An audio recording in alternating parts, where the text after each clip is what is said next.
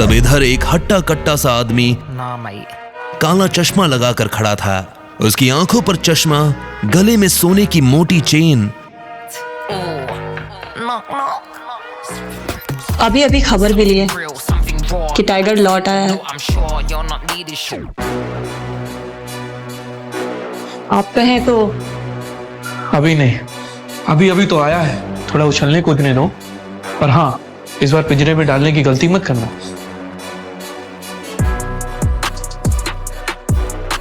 अब आगे क्या होने वाला था, क्या करने वाला था मैनेजर प्रणव के साथ, और कौन था ये आदमी जो टाइगर का नाम सुन मन ही मन एक नई प्लानिंग कर रहा था। टाइगर,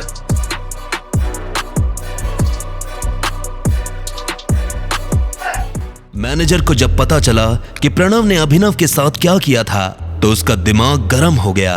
बैंक में भले ही उसका दिमाग कंप्यूटर चलाता हो, लेकिन उसका दिल आज भी गोलियां चलाता था। उसकी ये हिम्मत, अभी खबर लेता हूं। उसने गोली की रफ्तार से प्रणव को अपने कैबिन में हाजिर होने के लिए कहा। प्रणव अंदर आओ। इतने में प्रणव वहां आया।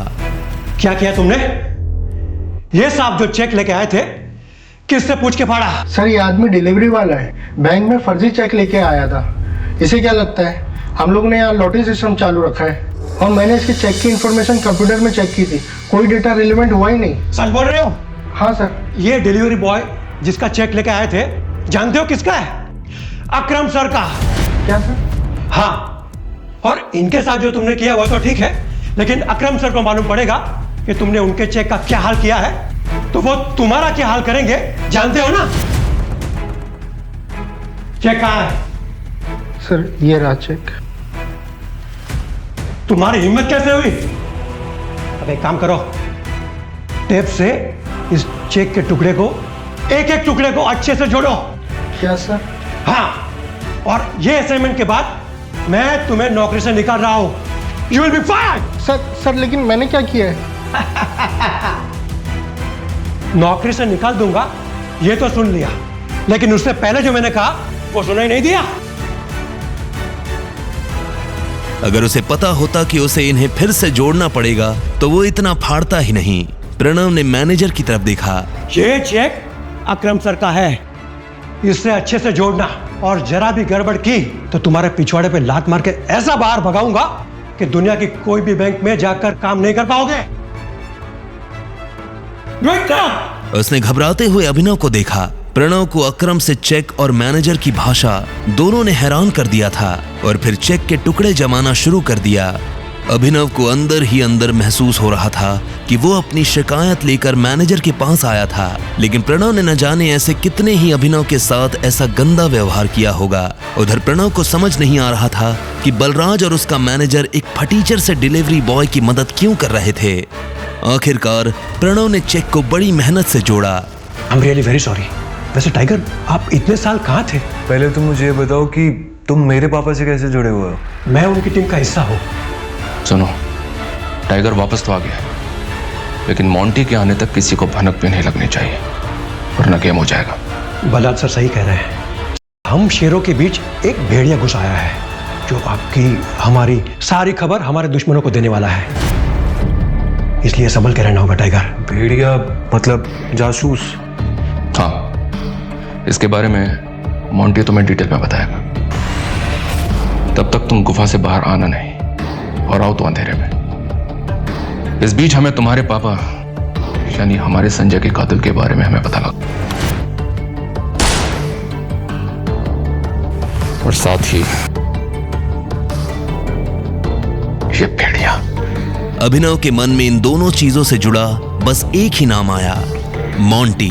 जिस तरह से राणा ने संजय को धोखा दिया था, अभिनव को पूरा भरोसा था कि मोंटी भी अपने बाप के नक्शे कदम पर ही चलेगा। उसे इन लोगों पर तरस आ रहा था जो राणा को अपना सगा मानते थे। इस ग्रुप में और कौन कौन लोग हैं जिससे मिलना भी बाकी है? मुझसे और अकरम से तो तुम मिल चुके हो। डीके तुम्हारे सामने खड़ा, इक्का, पार्कर, अलाइन, ये 3 बाकी हैं। अलायना मतलब हमारे ग्रुप में कोई लड़की भी है? हाँ, इससे पहले उसकी माँ इस पोजीशन पर थी। 1 साल पहले उसकी डेथ हुई तो अलाइना उसकी जगह पर है। वो लड़की नहीं है, वो आग है, चलता फिरता अंगारा है, आंधी है। मैंने अपनी जिंदगी में अलाइना जैसी लड़की कहीं नहीं देखी। शक्ल, अक्ल और तेवर तीनों है उसमें। मैं कुछ समझा नहीं। जिद्दी है। उसकी जिद के आगे मुझे अपनी जिद भी कम लगती है। कहने को तो हमारे ग्रुप में बस वो एक लड़की है, लेकिन उसे पढ़ पाना हम में से किसी मर्द के बस की बात नहीं है। ये सुनते ही अभिनव समझ गया था कि बलराज का इशारा किस तरफ है।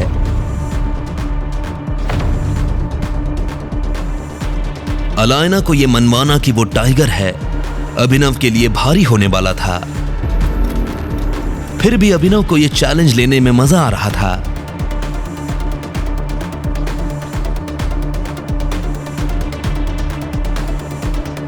अभिनव के मन में भी अब अलायना से मिलने की इच्छा बढ़ने लगी। इतने में मैनेजर यानी डीके ने कहा, बहुत जल्द आप उसे मिलोगे, लेकिन वो लड़की आपसे मिलेगी पता नहीं। मुझे नहीं लगता कि टाइगर के लिए उसे मनाना मुश्किल होगा। जैसा मैंने सोचा था वैसा लड़का नहीं है ये। बलराज की ये बात सुन डीके के कान खड़े हो गए। बलराज सर, लगता है टाइगर ने आपको रिंग में पटका है क्या? ये सुनते ही बलराज जोर से हंसा और उसने हाँ में सिर हिला दिया। उसे देख डीके भी जोर जोर से हंसने लगा। हाँ, वैसे टाइगर, अभी आपको कितने पैसे की जरूरत है? मैं दे देता हूँ, बाद में अकरम सर के ऑफिस से मैं चेक रीइशू करवा लूंगा। फिलहाल तो मुझे 1 करोड़ रुपए चाहिए और बाकी के 49 करोड़ मेरे नए अकाउंट में डलवा देना। ठीक है, मैं करवा देता। ये सुन डीके उसके लिए पैसे लेने चला गया। बलराज, ये अलायना जो भी लड़की है, इसके बारे में और क्या जानते हो तुम? ऐसे तो सब कुछ जानता हूं मैं, पर वैसे कुछ भी नहीं। नहीं, मेरा मतलब बलराज, तुम्हें पता है मेरा क्या मतलब है? हाँ, मैं जानता हूं तुम्हारा मतलब। बस उसे अपनी तरफ से चिढ़ने का या गुस्सा होने का मौका मत देना, और ना ही उसके पीछे कुत्ते की तरह जी बिलाना। और जोक तो बिल्कुल भी मत मारना। जोक मारने वालों को जान से मार देती है वो। वैसे तुम्हें अब एक गाड़ी की जरूरत है टाइगर। मैं अपने मैनेजर को बोल रहा हूं, तुम यहां से सीधा ग्लोब मोटर जाओ, वहां एक गाड़ी तुम्हारा इंतजार कर रही है। ऐसे मैं अभी भर रहा हूं, बाकी जब तुम गद्दी संभालोगे तो उसका डबल दे देना मुझे। Okay, thank you.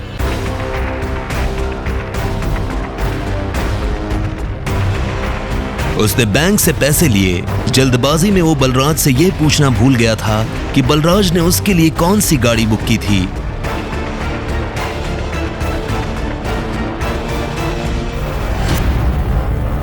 जैसे ही वो अंदर गया तो उसने देखा कि शोरूम का मैनेजर दरवाजे पर खड़ा होकर किसी का इंतजार कर रहा था। मिस्टर अभिनव ग्रेवाल? मैं ही हूँ अभिनव गढ़वाल।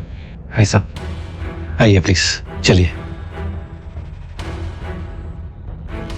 कुछ देर बाद अभिनव एक गैराज में आ गया था। मैनेजर उसे उसकी गाड़ी के पास लेकर आया।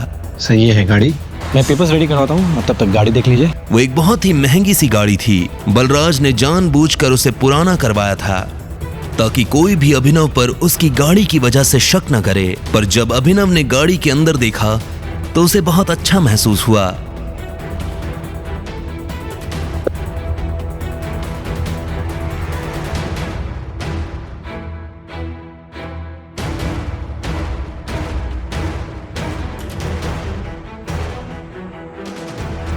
हेलो, ये सब क्या हो रहा है अभिनव? तुम गाड़ी ले रहे हो?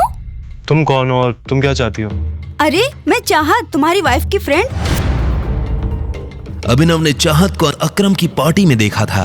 हालांकि अभिनव ने वहां उससे कोई बात नहीं की थी, लेकिन वो पार्टी में लगातार अभिनव को ही देखे जा रही थी। उसे पूरा शक था कि अभिनव दुनिया को जो दिखा रहा था असल में वो वैसा नहीं था। और ये सवाल मुझे तो तुमसे करना चाहिए, तुम यहाँ गाड़ी खरीदने कैसे आ सकते हो? अनन्या ने मुझे तो बताया कि तुम गरीब हो। हाँ, मैं गरीबी हूँ, बस वो अपने बॉस के लिए ले रहा था। चाहत ने उसे कुछ पल के लिए देखा और बोली, पक्का झूठ तो नहीं बोल रहे हो? तुमसे झूठ क्यों बोलूंगा? पता नहीं, एक काम करती हूँ, मैं अनन्या को भी यही बुला लेती हूँ। दूर से ही सही, जब तुम्हें वो गाड़ी में देखेगी तो खुश हो जाएगी। नहीं नहीं, उसे यहाँ बुलाने की क्या जरूरत है? उसे क्यों परेशान करना? तुम बताओ, मैं तुम्हारे लिए कुछ कर सकता हूँ क्या? तुम मुझे ट्रीट दे सकते हो। क्या तुम मुझे ट्रीट पे नहीं लेके चलोगे? देखो, मैं तुम्हारी बीवी की दोस्त हूँ और मुझे नहीं लगता कि तुम्हें मुझे मना करना चाहिए। इससे पहले कि अभिनव उसकी बात का कोई जवाब दे पाता, चाहत ने गाड़ी का दरवाजा खोला और वो पैसेंजर सीट पर जाकर बैठ गई। ठीक इसी वक्त मैनेजर डॉक्यूमेंट्स लेकर आया और उसने डॉक्यूमेंट्स अभिनव को दे दिए। अभिनव भी ड्राइविंग सीट पर बैठ गया। उसे पता था कि चाहत खुद एक रईस परिवार से आती थी, ऐसे में वो उसे अकरम के एक होटल में ले जाने वाला था। चाहत पूरे रास्ते रह रहकर अभिनव को देख रही थी।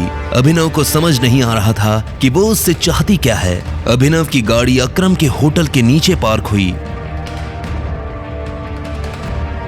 बिजनेस में अकरम किसी की नहीं सुनता, समझे? ठीक है, मैं बाद में कॉल करता हूं। टाइगर? अभिनव का फोन बज उठा। उसने देखा अकरम का फोन था। अकरम। हेलो टाइगर, क्या हुआ? मैंने तुम्हारी गाड़ी अपने ऑफिस के नीचे आते हुए देखी। सब ठीक तो है? All okay?